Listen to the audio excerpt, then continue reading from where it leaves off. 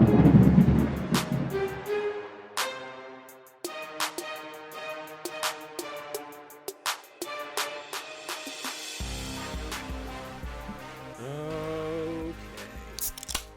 know what that means? It's podcast time. I'm not going to pussyfoot around like Corbin. You know, I'm not going to say, welcome to a very special episode. Welcome to a very special episode of Brainstorm Brewery, everyone. Yeah, whatever. Episode 344, unless DJ didn't update the show notes. We are Corbinless tonight, and a lot of people say, oh, that means they're rudderless, but I don't think so. I think we have one talented podcaster and two guests tonight, and I think that's going to be enough to get this show on the road. So, without further ado, let me introduce my first guest for the evening. He's been a guest for 150 episodes, Mr. Douglas Johnson. Has it only been 150? I have no idea. I am DJ Johnson. I am a buyer at 95MTG. I do a finance operation on TCG Player. I buy and sell Magic cards. I argue with eggs on Twitter about the reserve list.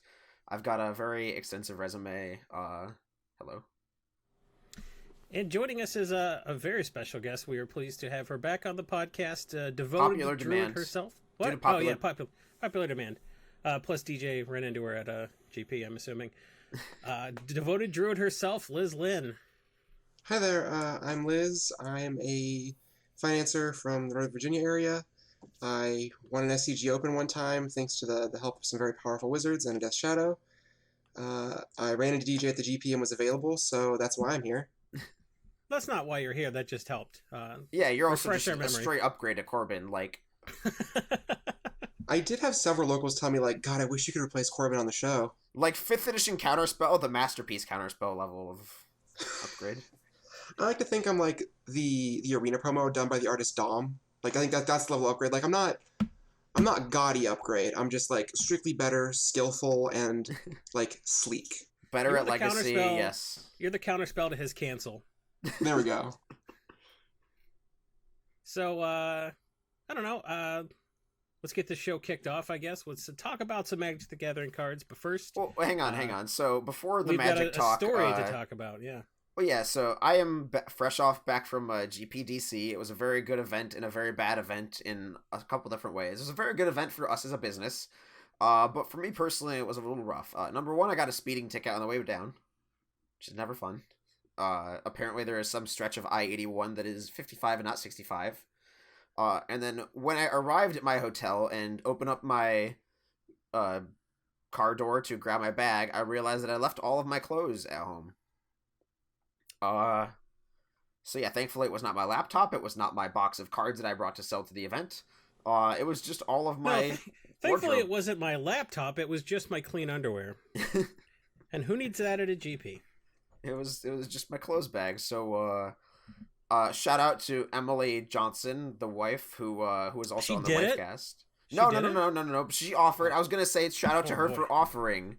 She did make a gesture and be willing to drive the 6.5-hour one-way trip to drop off said clothes luggage and then drive back the next day. So she offered to do that. And if I asked my wife to drive 6 hours because I forgot something, she would also make a gesture. But no, I decided it was more logical for me to drive 10 minutes to the nearest Target and purchase a wardrobe for the weekend for about $80. I want to be clear here. There was a Walmart right next to the convention center, but DJ was above it, so he drove to the Target. I could have walked to the Walmart, but I'm not a monster, so I'm not going to go to Walmart. I'm going to go to a nicer Walmart where the cash registers don't work. I did see that whole thing about the cash register not working. They did work while I was there. That was my lucky break, I guess.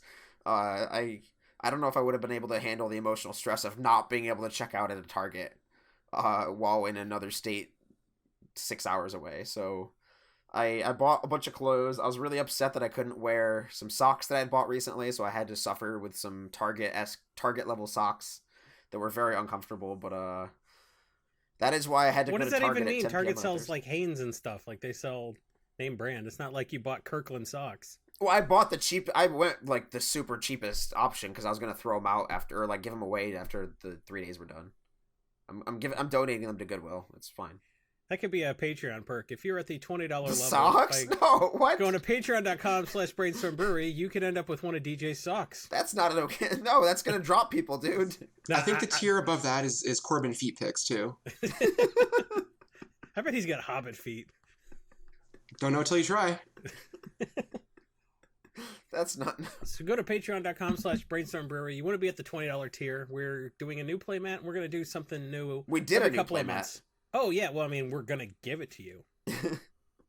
Like it's done. It looks beautiful. We're going to do. I can walk over and grab it. I can show everyone. Yeah, why don't we do that? So Show if you're not everyone watching this on the YouTube, channel. sucks to be you. Just wait until you get Yeah, it. if you're watching on the YouTube channel, you can see the playmat that we got done with our cover art. This is our cover art for our social media platforms: Facebook, Twitter, YouTube, all that. It is done by at Ishten. What is his Twitter handle? We'll put that in we'll put the Twitter handle in the show notes. We don't Ishten. need to go looking Yes, for it at now. Ishten on Twitter. He did a very good job on the commission, and then the logo in the corner is our updated profile picture, and that was done by the Proxy Guy, who everybody who's listening to this podcast knows of. And it's at the Proxy Guy, not at Proxy Guy. And if you're not about that life, if you give us $1 a month, which is 20 or 25 cents an episode, you can have access to the Discord channel where you can see Corbin's feet pics for free. So, moving on, the way we've structured this episode, DJ was going to tell a story that had no point. Thanks for that, DJ. And then we're going to move on to a segment we like to call Breaking Bulk.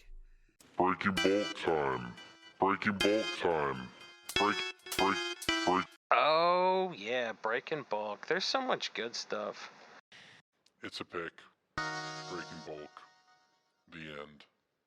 Breaking Bulk, where we make each other guess a bulk card that we have picked. I almost said bulk common or uncommon, and then I realized that this week was a piece of garbage, and I picked a bulk rare. So There's no shame in picking a rare, Jason. There's no shame. okay, well, thanks for that. Who would like to go first? Ravnica City of Guilds multicolor common. It has a guild keyword, which probably isn't super helpful, but at least narrows it down a little bit. Boy, I can't even. Shambling City of Shell? No. That's a good guess. Is it Demir? Yes. Clutch of the Undercity? Nope. Strands of Undead? Was Clutch of the Undercity common, or was that uncommon? It's uncommon. Yeah, you're right. I was gonna say, I knew Ravnica was powerful, but not that powerful. Demir match? No, that was black and uncommon. That's lots of reasons. Perplex? Yep. Ah. Okay. Perplex is one, a blue and a black, instant, counter target spell unless its controller discards his or her hand. And then you can transmute it for 3 mana. So it is a counter spell for a commander. Most Punisher effects aren't great. There's usually just a better option. You don't want to let the opponent pick the better of the two options, but I mean, discarding your whole hand is a big cost just to let a spell resolve, especially if you're a combo deck where you're trying to do a bunch of other stuff with other cards in your hand. And then transmute's just a nice little tutor, so 3 is an important number in a lot of magical games. So Perplex buy lists for around a quarter, sometimes 30-40 cents. And you find them in bulk because people just are like, oh, I picked all the remans, I picked all the lightning helixes out, here you go, here's the rest of this garbage, and then you pick these out.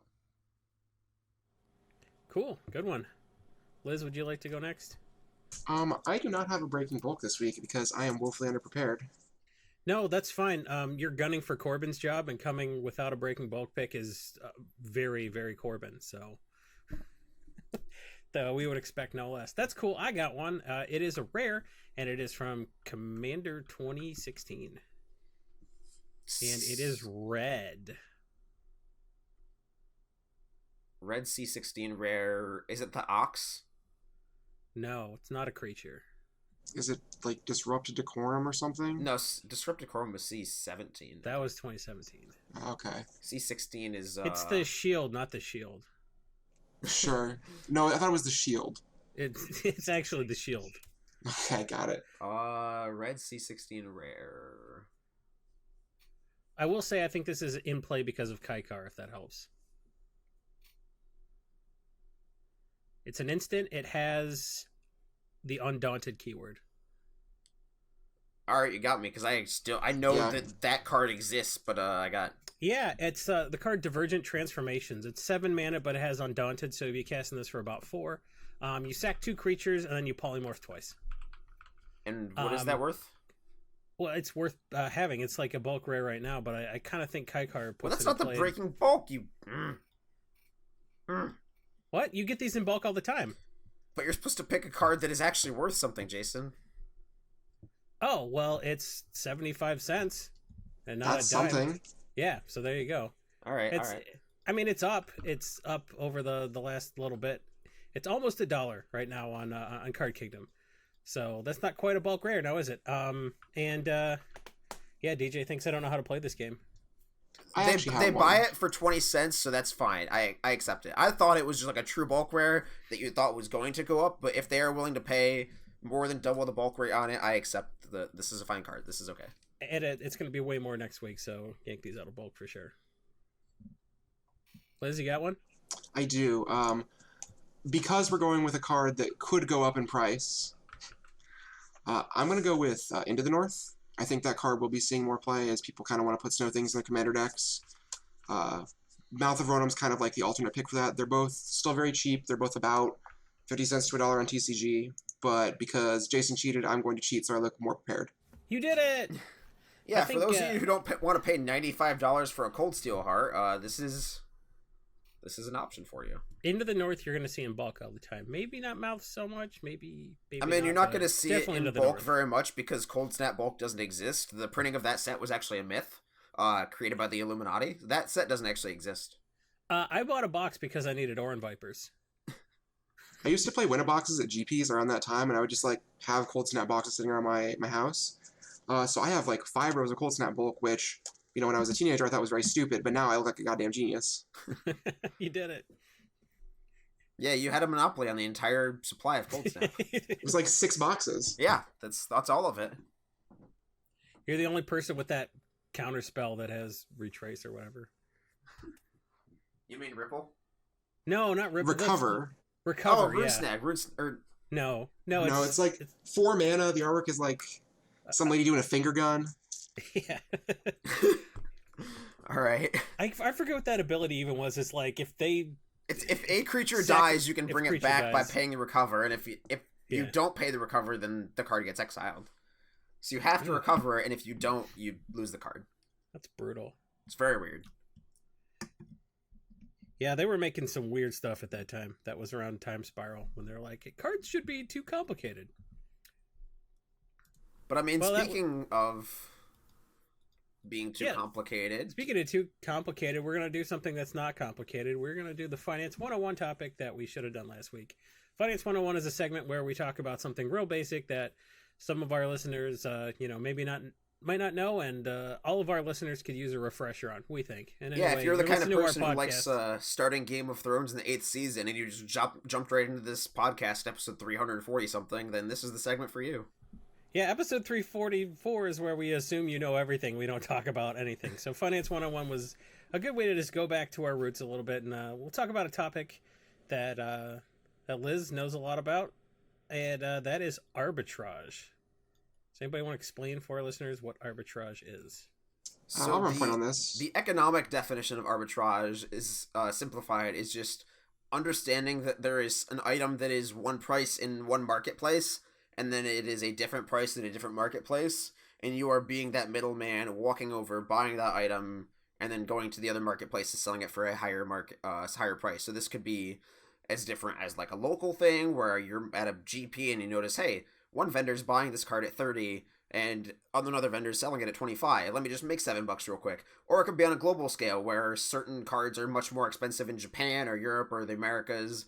And most of you listening probably won't have a huge opportunity to just fly back and forth and just move cardboard between countries. But I mean, if you just happen to take a trip to Japan or a vacation to Europe and you're like, hey, I like Magic, I like cheap Magic, I want to go buy some $8 extra planar lenses in Europe, even though they're Spanish, because I want some extra planar lenses, then that's the kind of arbitrage you're looking for. All right, so that's how that works theoretically. Liz, how does this work in practice for someone who moves the kind of volume of cards you move? So for me, a lot of my arbitrage happens at GPs. if, for example, this weekend at GPDC, Force Negation was a card that was ripe for arbitrage because 95 was paying 30 on them on Friday morning, and market price at the time was $19. Yes. So the first thing I did was I walked around the room and I bought every single one in the hall and sold them to 95. Yes. The second thing I did was I went to every local store and bought out their inventory and sold them 95. The third thing I did was I did the math and I realized that cracking boxes at close to cost, you could buy list your Horizons cards 95 for plus like 5%. It's small margins like that that make arbitrage work. So what you got to do is you got to find one vendor who is valuing a card very highly, one of them who is just trying to sell their card for whatever normal price is, and like DJ said, you just play the role of middleman. It's all about having correct information and knowing more than the vendors on site because you're mobile and they're not. Correct. Now, because why would a dealer like be paying $30 when they're being sold in the room for 19? What is a reason a dealer might be doing something like that, other than that they made a mistake? 95 wanted to own every Force Negation in the room because they knew that either next week was going to be more expensive, or they wanted to take them to Japan or Europe or whatever market was really hot for them. And they were basically paying the extra money to have people like me do their labor for them. They're basically paying me an hourly wage effectively to do the legwork for them. And I mean, I ended up cracking close to 400 boxes worth of Horizons and buying every single copy in the room to bring to them. So they accomplished their goal and I accomplished mine. And I mean, the other stores that were selling cards in the room like accomplished their goal too, right? Because they sold their cards at their sticker price. Right, it's just like a win-win-win-win-win, except for the people at the end who buy the cards, but they're also still just paying a fair price. So arbitrage is great for exactly that reason. It's just everybody kind of gets plussed. Yes. Right, like if the market doesn't bear whatever 95 marks it up from 30, then we take a bath. Yeah. They don't. Then the people that didn't get the opportunity to buy it for 19 because you bought it first won't have to pay that because the market won't bear that, and everyone will race to the new price. Yeah, it was funny. We actually got accused of buying out the room on Friday. When Friday morning we were 5 buyers deep and we have 8 people behind the booth. So like we had 2 people selling cards, 1 person sorting cards, 5 people buying cards. So we really didn't have the manpower to just like take a leisurely stroll around the Dulles Convention Center and just like shop around. No, we put numbers on a sheet and then other people bring us cards. So we give other people the opportunity to make money, and then we give ourselves the opportunity to make money because we're actually just busy buying cards at the event. So we do not... I think it is a common myth that vendors will like scout out the room and just buy out the room just to be able to sit on a metaphorical throne and be like, aha, if you want Force of Negation, you have to pay $45. Aha. Like, no, it's just... we're busy. We got a plan. We go into the room. We execute that plan. Now, for our listeners, if you're not going to the GP to like make a ton of money, but you do want to be able to recognize opportunities like that, what I recommend is get into the GP as early as you can on Friday, because there are 2 opportunities there. You get to take the picture of everyone's hot list, either grab a paper copy or take a picture of their whiteboard, and you get to look at the played cases that the places are selling their slightly played cards. Star City does this a lot. Channel does it. They just have stuff that's just a little bit jacked up, and you can buy that for real cheap. That stuff sells out very quickly. Yes. So I would get to the GP as early as you can Friday for those 2 opportunities. Yes, condition is a big thing for a lot of vendors because when you think about just operating at a business at a mass scale, a lot of vendors just don't buy played cards for that reason, because it just adds a big another step in the systematic flow of where the cards go, where they need to be stopped and condition checked, and you need to pay somebody an hourly wage to do that. You need to teach a very big skill set to somebody just behind in the back office or whatever to condition cards, check for inking, all these things, and then just sort it into an entirely new channel, and then pay somebody to list it separately at an entirely new price. So like, there are a lot of vendors who really, really don't want to deal with that extra hassle, and they prefer the smoothness of just like only buying high-end played cards. Like obviously I'll buy an HP City of Traders because it's worth it, but like if you bring me a moderately played Mana Reflection, like I don't want it, because that's if we buy 4 Mana Reflections throughout the weekend and they're all different conditions, that's a giant pain in the butt. So that's 4 listings on the website. Yes, and it's somebody that's 4 opportunities for someone to mess up, because if if the grading at a company goes down because they like hired or fired somebody and they're just like training a new person or whatever, people notice and they really tend to congregate in online communities and bitch about it. Yes, so sticking with near mint copies is great, and then if somebody accidentally buys a played copy of a card or a HP version, or if a vendor just brings a lot of HP cards to an event, they want to dump them for liquid capital, and that is where you come in and you're like, wow, that extra planar lens is HP, but it's $10 cheaper than the next HP copy on TCG. Give me that.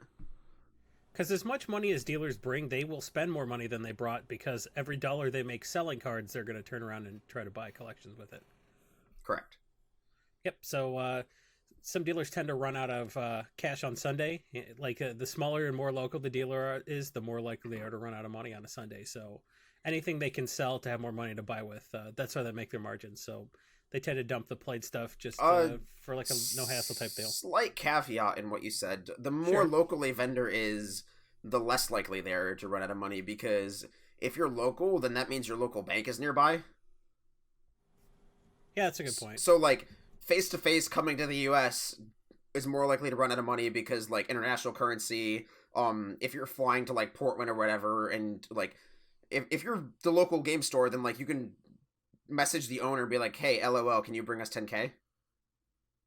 And then they drive an hour and bring you money. But like if you're in Portland or you're 4,000 miles away, you have no connections to provide you with additional funds throughout the weekend. Sure, but that's seen just both random of those behind the things scenes happen. nonsense that nobody listening cares about. Well, no, but because I've definitely seen local places just be like, we're out of money, like Saturday afternoon. But I've also seen what you said too, where it's easier to infuse capital when you're local. But hey, that's not Finance 101, is it? Well, there is a piece of information to glean from that I think the listeners really care about, and it's that later in the weekend, if you are selling cards to vendors, you can oftentimes ask them for a little bit more if you're willing to take PayPal. Like if they're short on cash, like I know that there are vendors who will do that just so they can keep buying. Yep. I think that is something that the people should know. That's a fair point. Yeah, and you should have a PayPal account with a credit card and the scanner if you're going to do any sort of stuff, because being able to accept PayPal locally and pay people with PayPal locally makes collection buying locally that much smoother. So that's one of and safer. The first things you should do. Oh, and safer, for sure. Yep. So that's one of the first things you should do is consider a PayPal account, just because like it's a good currency. You know, you pay fees sometimes, but like it's universal in this community. Yes. And you get Except 1% for all, like, cash back on the credit card. Except for all like the 12-year-old kids who are like, I use Venmo now. It's like, get off my lawn, you little. I do love Venmo. What is the difference? That you can take money from other customers who wouldn't normally be able to pay you easily. Oh yeah, I have Venmo, but that doesn't mean I like it. I mean, I like money. Sure. No, I don't accept PayPal. There's just too many. There's Venmo, there's Cash App, there's all these. I don't know. Back in my day, we did deals in Buffalo nickels. You're old, DJ. You 25-year-old fossil. 24. Got him. Am I older than you now? What do you mean now? When were you ever? I was 24 on Sunday. Now I'm 25. Yes, now you're older than me. But back when you were 24, I was older than you, obviously. Correct. Time is not a flat circle. Well, happy belated birthday, Liz. Thank you for sobering up, I guess, enough to come on this podcast. Bold of you to assume that I'm sober, but continue. Go off, I guess. Just because I'm more coherent than Corbin does not mean I'm sober. Correct. Well, he's getting roasted. He should never skip an episode again. He's not going to listen to it. That's a good point. So you were both in DC for the, I'm going to call it a GP. I don't want to call it a Magic Fest. There was still a GP at the Magic Fest, Jason. You're still technically correct. Oh, geez. So the Magic Fest is the thing, and then the GP is the tournament at the main Magic event Fest? is the Grand Prix. Okay. So you were at the Magic Fest DC, both of you, and yes. I assume you want to talk about that. Bold of you to assume that. No. Reading the show notes that DJ lovingly prepared. I know. I'm just because Corbin didn't make the show notes, and therefore I read them. There are some trends that I did notice, and that is that Modern Horizons buy list dropped over the course of the weekend for most vendors. At least I assume it was most vendors. I know that we dropped our buy list. I know that people who I could see visually from within the booth were dropping buy list on certain cards. And that is not necessarily due to a lack of confidence in the set, but more of just the quantity of cards that we buy. Like, it's like Liz said, we bought a lot of cards from Liz, and you can only pay $30 in Flusterstorm for so long before you don't want that many at that number anymore, and it becomes more realistic to drop the number as the weekend goes on. So then we paid 25, then we paid 22, and I believe 22 was the lowest we paid at any point in Flusterstorm, but that was still basically TCG Flusterstorm or Force Negation? Whatever, Force Negation. Okay. They're blue both thing blue that counters spells. garbage. Yeah. You know what I meant? Flusterstorm, I believe we started out the weekend at 18, and then we dropped it to 12 by the end of the weekend. That sounds right. And so, there were a lot of opportunities to sell your Modern Horizons cards that you opened during the event for TCG Low, or TCG Low plus 20%. I mean, it was a very, very good opportunity, and I would not have faulted anybody for choosing to sell whatever they opened at the event based on the buy list prices that were in the room. Again, I'm biased, obviously, because I work for 95, but there were other vendors in the room paying similar numbers on certain cards to us. Maybe not all of them, but some cards. And so it was a very, very good weekend to sell Modern Horizons cards that you opened, but it looks like the set is starting to bottom out already in terms of TCG player prices, and I believe there was a kickback this past weekend, so that influenced and encouraged people to buy their cards immediately and not sort of wait to the bottom. So if you are looking at picking up certain cards from the set, I don't think now is a bad time to buy either. If that makes sense. I totally agree. Yeah. It was a good time to sell, and it can also be a good time to buy. I think right now is a fantastic time to be picking up your stuff. Like, I think we have maybe 2 to 3 weeks before things start really rebounding. I mean, we're already in spoilers for the next set. So as much as they're like, oh, this is print to demand, which isn't the same as like print to order. It's sort of like if they have enough demand for another wave, they'll do it. But like, I think everyone's going to get real distracted by core set. And yeah, new shiny toys are very good at making Magic players forget about previous shiny toy. Yep, I kind of think that could have a more of a profound rebounding effect on the set, especially because the booster packs are not the normal $4, so it's going to get drafted less because like the LGS would rather draft War of the Spark right now than Modern Horizons. So, you know, a lot of people don't want to pay the extra premium to draft, so like it's already done getting drafted basically.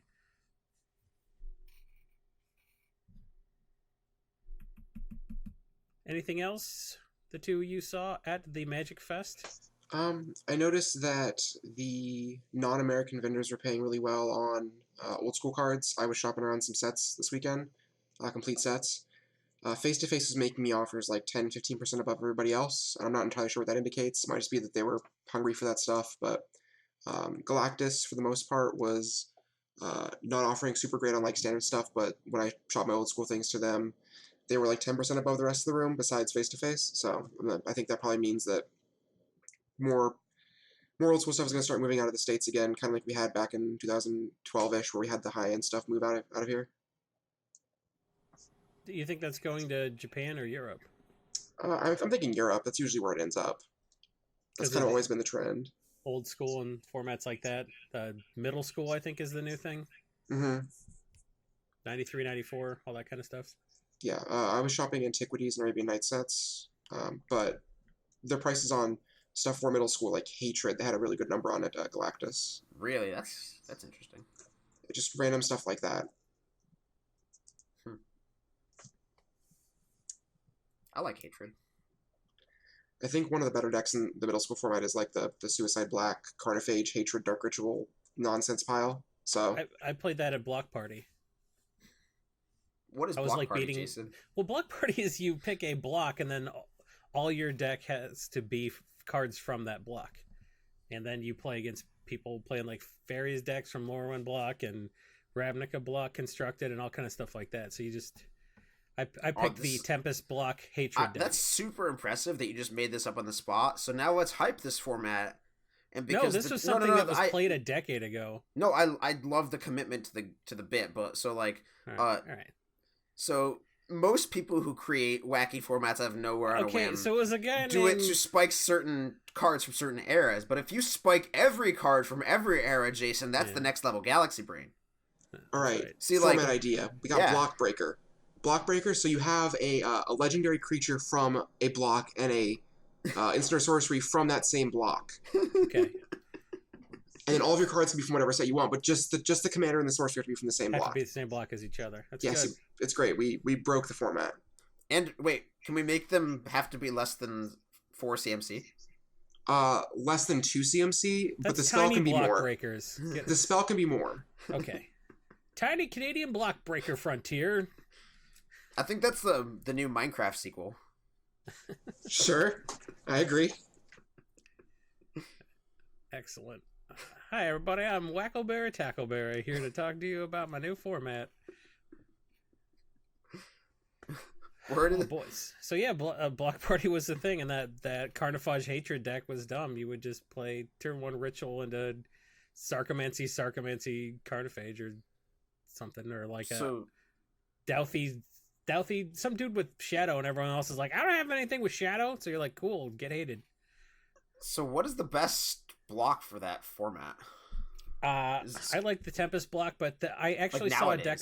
I saw an opposition deck online that I really liked from Urza's block. That was pretty cool. In terms of like raw power, it has to be like Scar's block or Zendikar, like Scars or Zendikar, right? You get like Jace Stoneforge. There's nothing good to get with Stoneforge, but like it's still probably fine. You can play like Steplinks, Geopede aggro. I don't know, Lotus Cobra's legal there, Oracle of Moldiah. I don't know. Zendikar block seems busted.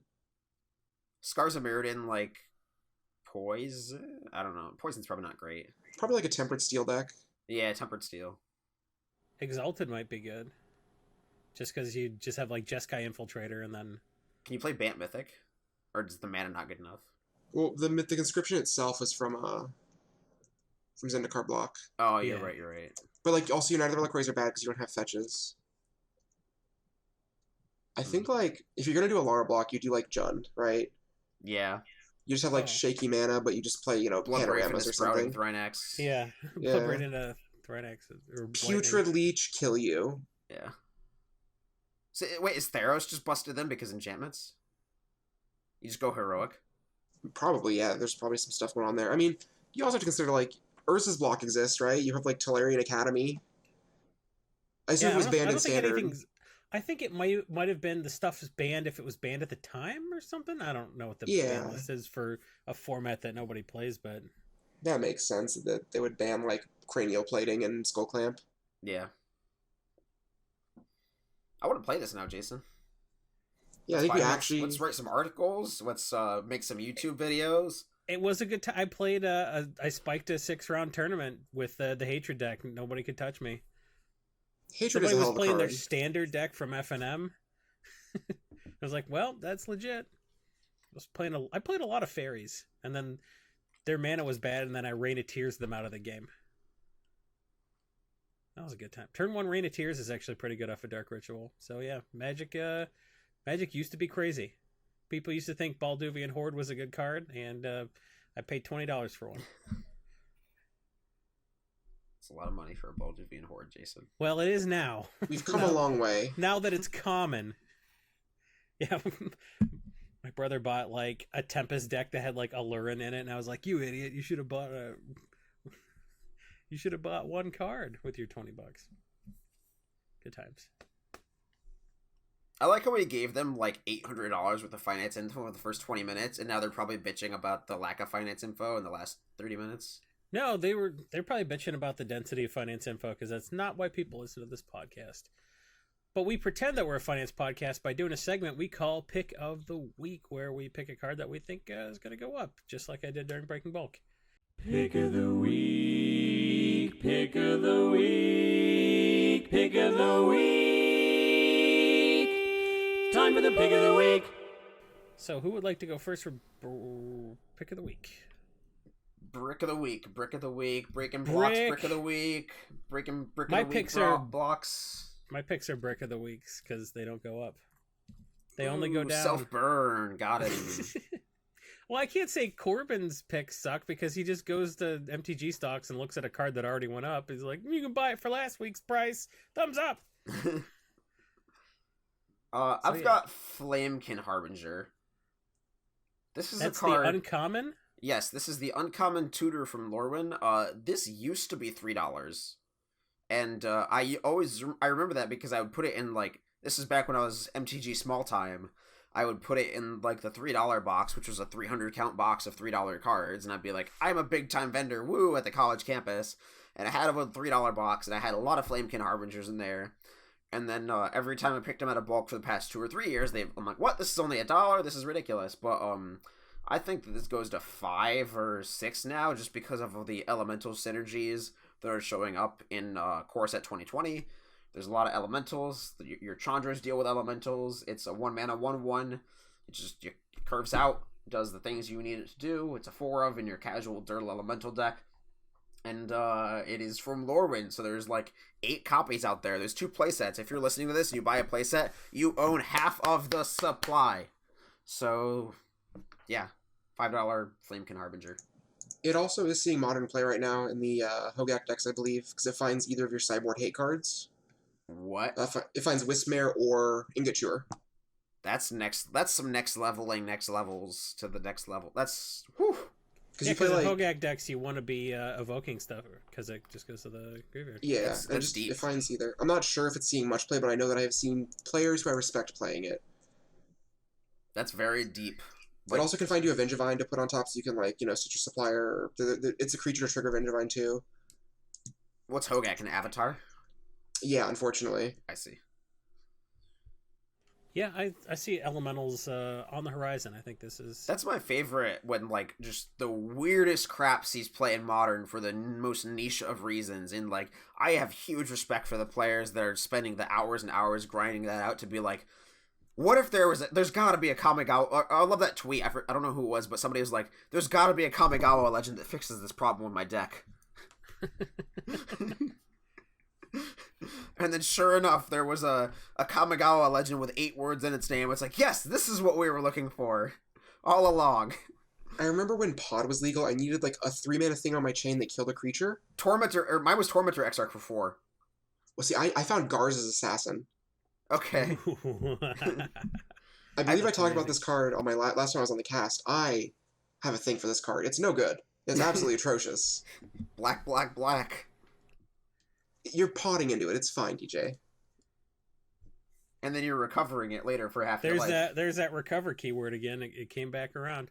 Yeah, it's like when a comedian references a joke earlier in the set. See, it's funny because it's funny. Hey, callbacks they work too well. You have to do it. It reminds me of Bouchard's Odious Trow in his deck. Oh yeah, he needs something he can.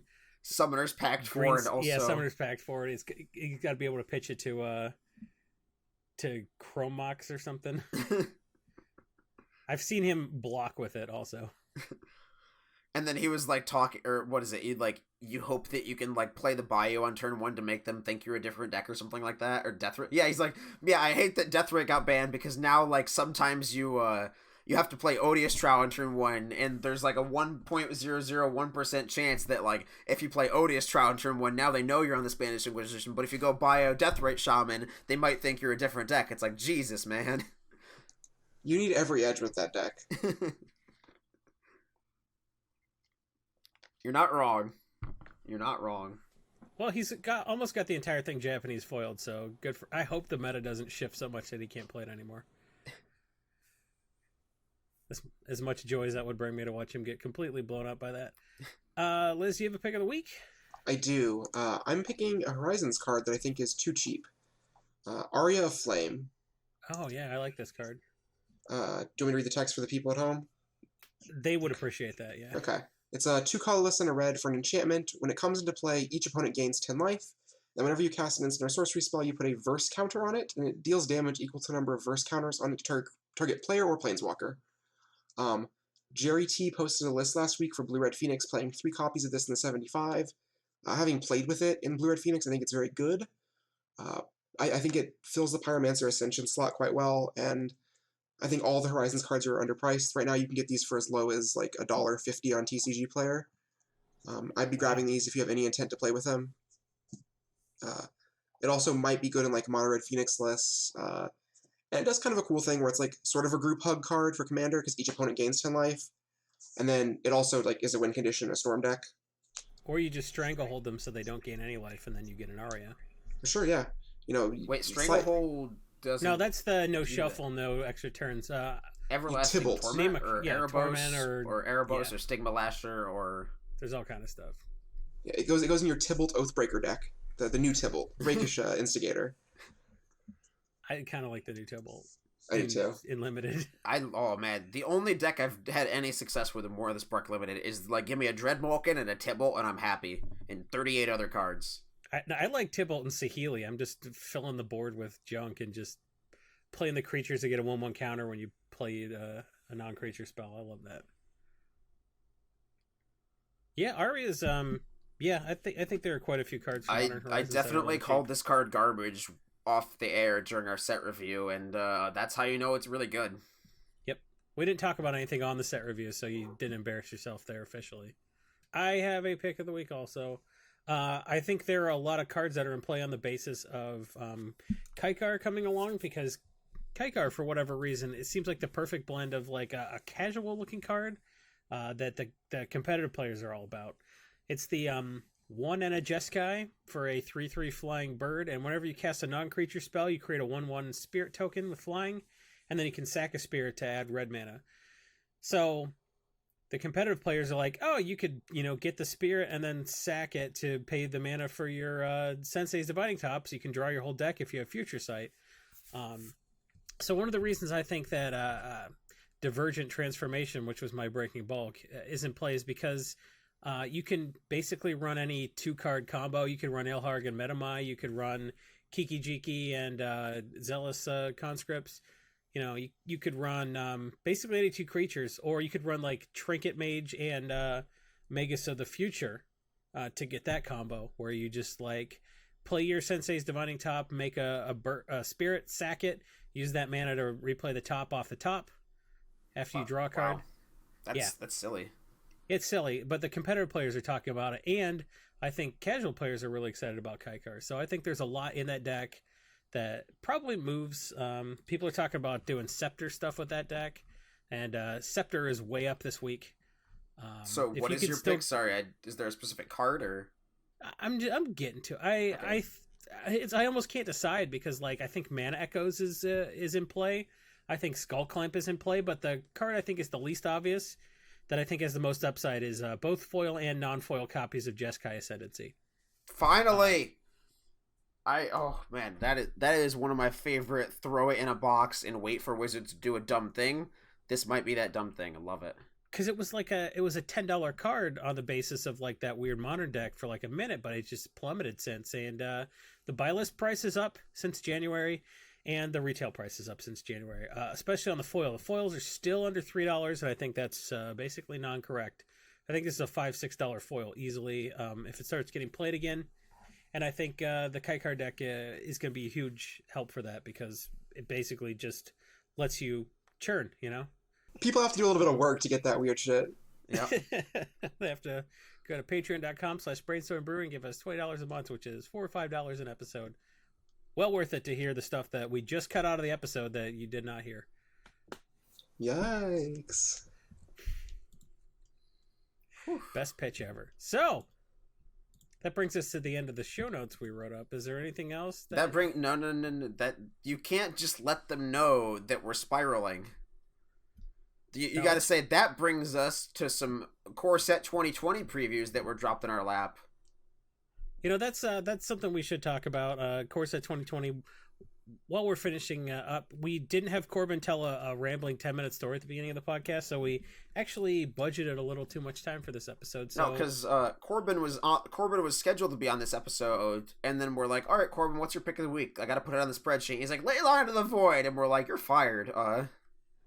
Because Leyline of the Void is confirmed in Core Set 2020 as our Leyline of Sanctity and Anticipation, and a new red one called Leyline of Combustion that looks pretty decent. It looks actually good, yeah. If it's in your opening hand, you can put it on the battlefield because it's a Leyline. And whenever you and or at least one permanent you control becomes the target of a spell or ability an opponent controls, Leyline deals 2 damage to that player. Is this Pretty the first? solid. This is super semantic, but is this the first time they've had like and/or on a card? No, That just looks Of course really not. weird to me. of course not. It's been dozens, I'm sure. I'm used to like you or at least one permanent, but like you and or at least I don't know. Well, I think it's because it wouldn't trigger separately. Like if they played Forked Bolt and had a creature and hit you, it wouldn't trigger twice. Right, that's how most cards work. Right? Yeah, I guess. Like I'm just am I crazy?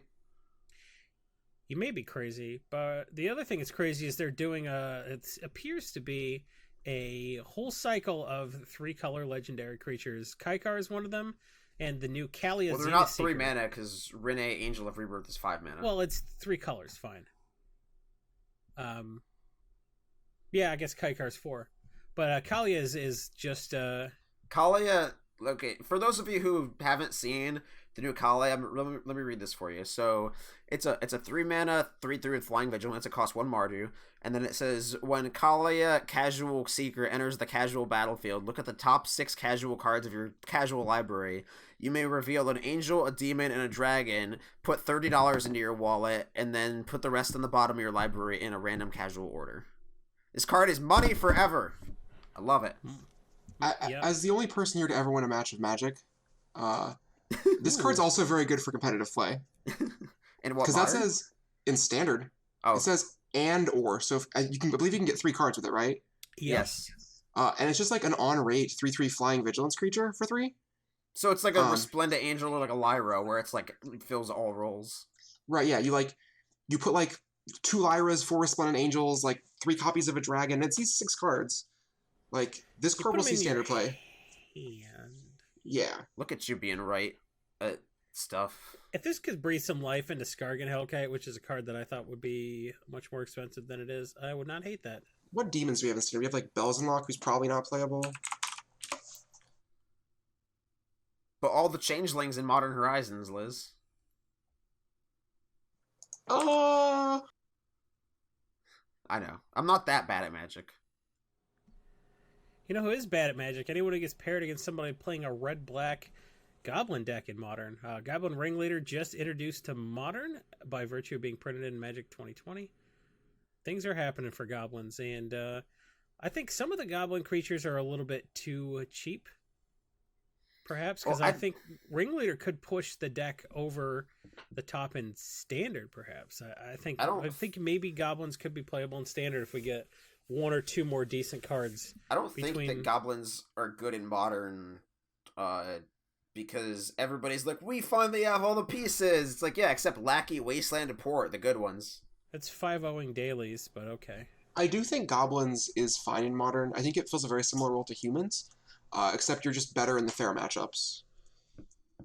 Like, your unfair matchups are probably worse because you don't have Freebooter Meddling Mage, but you're like, how do you ever lose to Jund when you have Ringleader Matron in your fair creature aggro deck? How do you ever lose to, like, Grixis? The more fair Modern is, I think the better Goblins is compared to humans. Right now, obviously, it's like a human's world.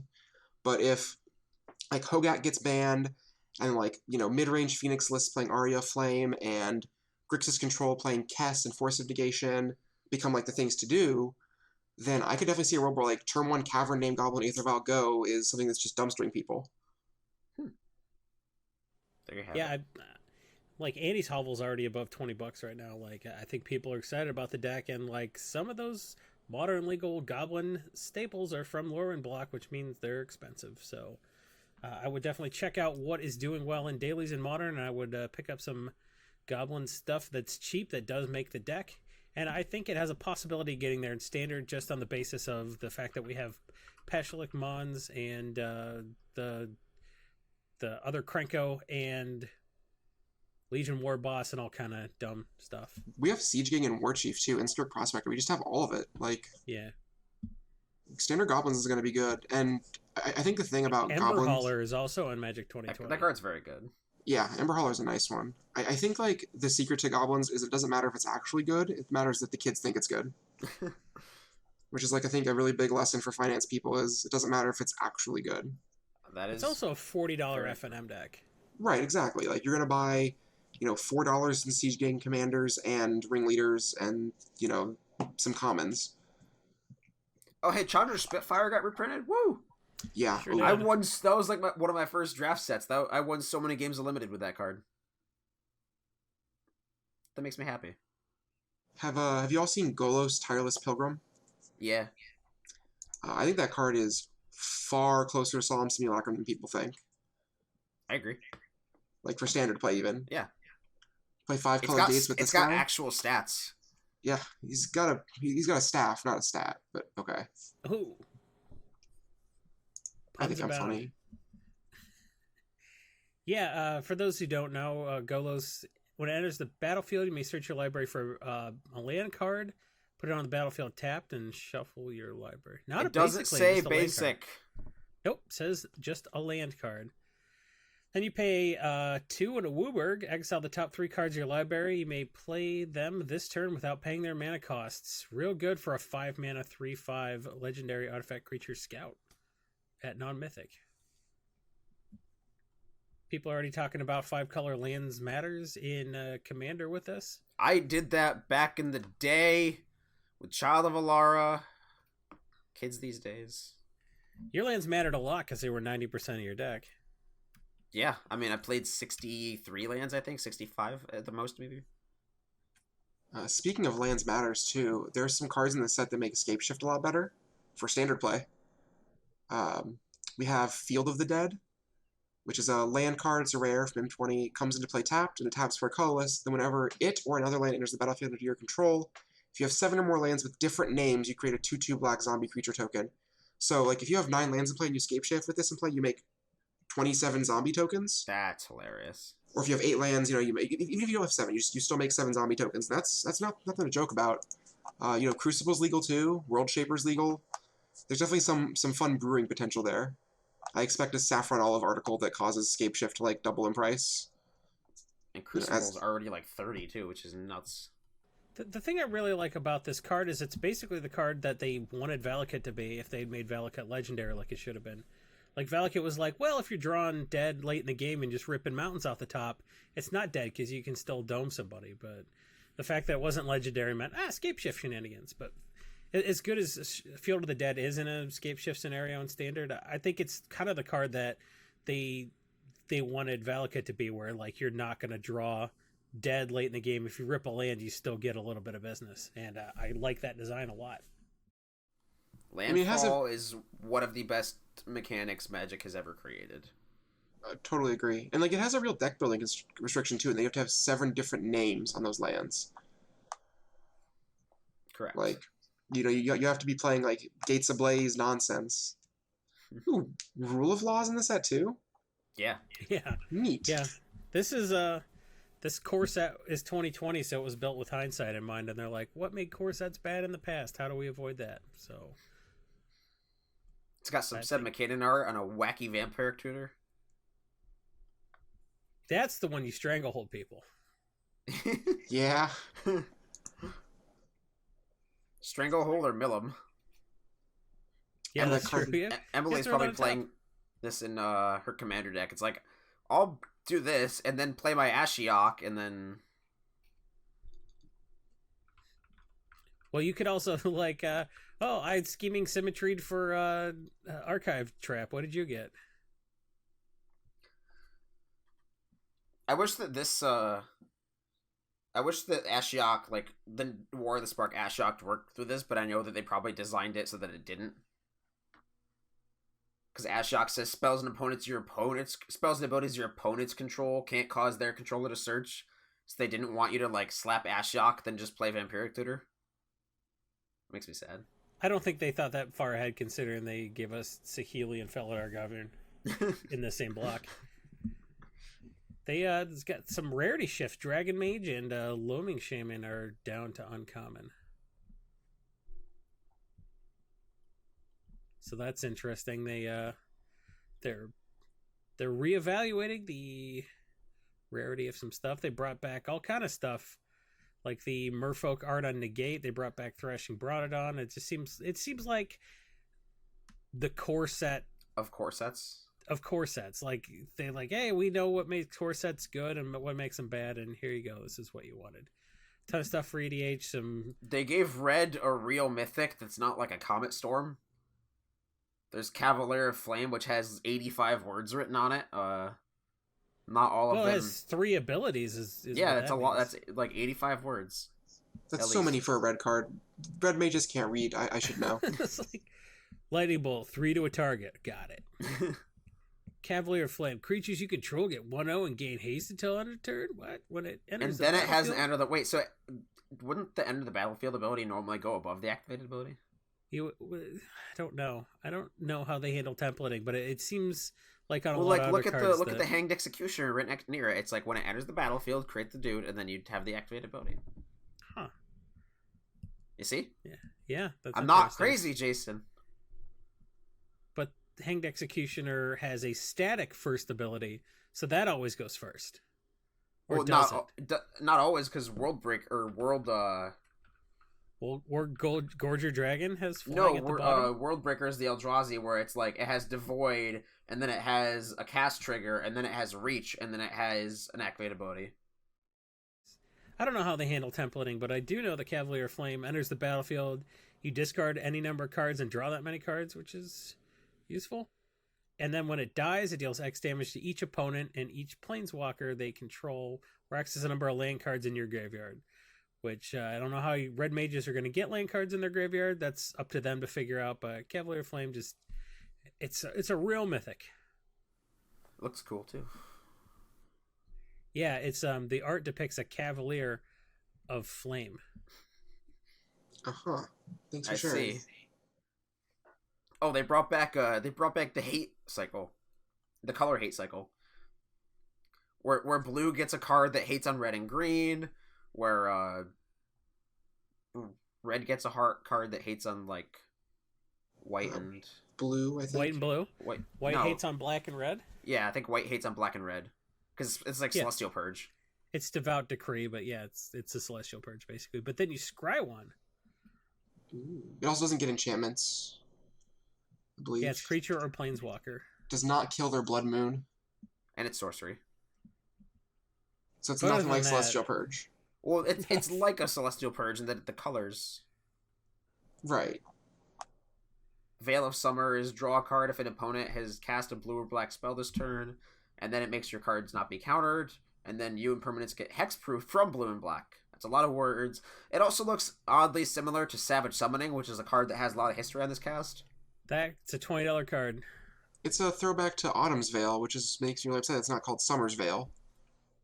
Why'd they change the formatting on that? Back in my day.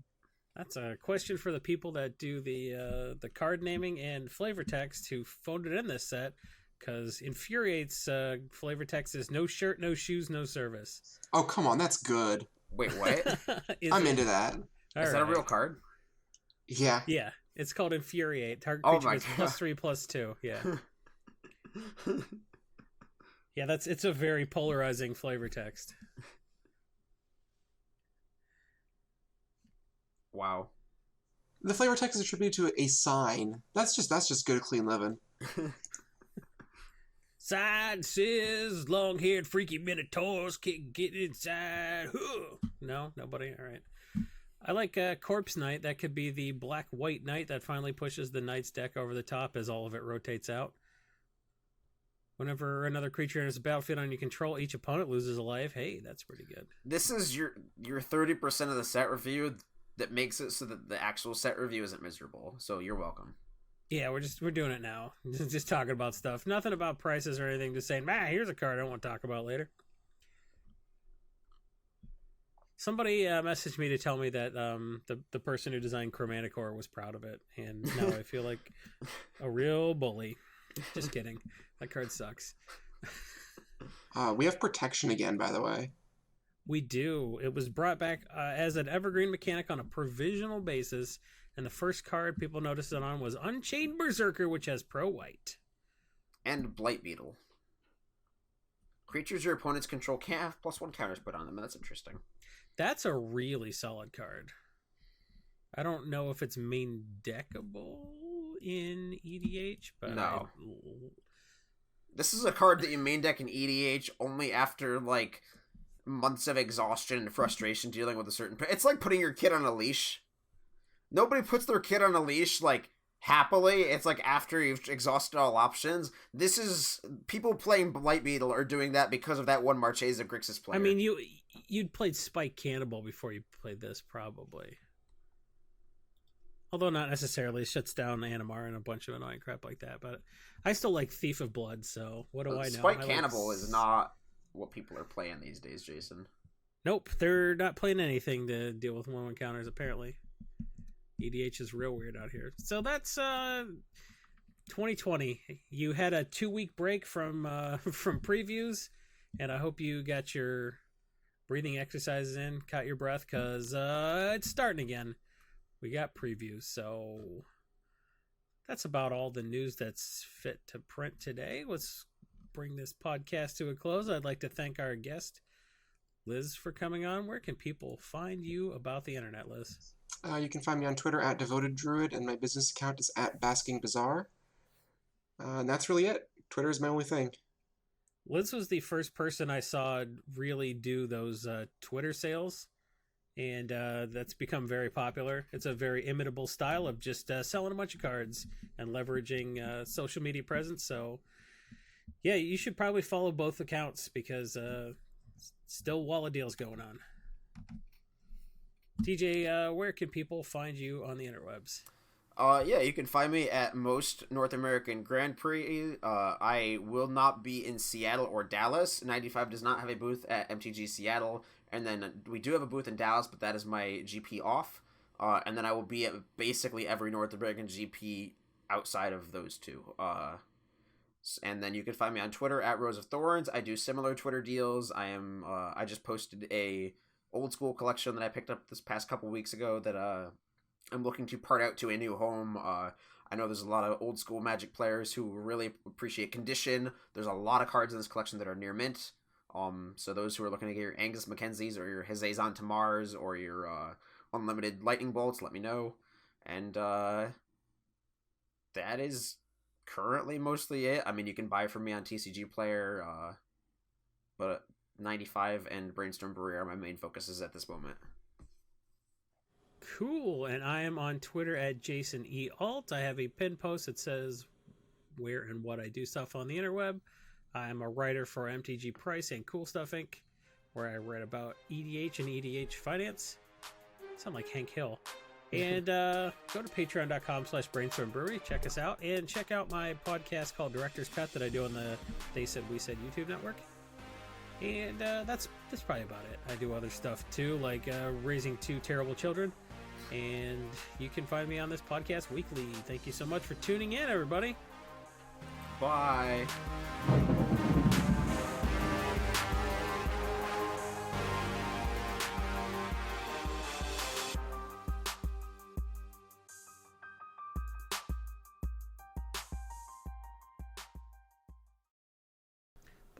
Wait. I want to close out with a paraphrase quote from Liz from yesterday's brunch. If that's allowed. Oh, God, yeah. I don't know what it is, but... Magic finance is perfect for people who want to eat the rich but are still very good at capitalism. That is very true. If you are someone who understands that capitalism is destroying the world we live in, but also you're really good at it, participate in it. But like, because a girl's got to eat, mama's got to buy new shoes. Like, I'm not gonna not pay my bills. Like, I would eat my landlord, but like, yeah, that's right. We're not there yet. I'm not anybody's landlord. I didn't make $250 million on Bitcoin. Eat me last. Eat me last. That's my new Twitter handle. Thanks for tuning in to Brainstorm Brew, everybody. Goodbye.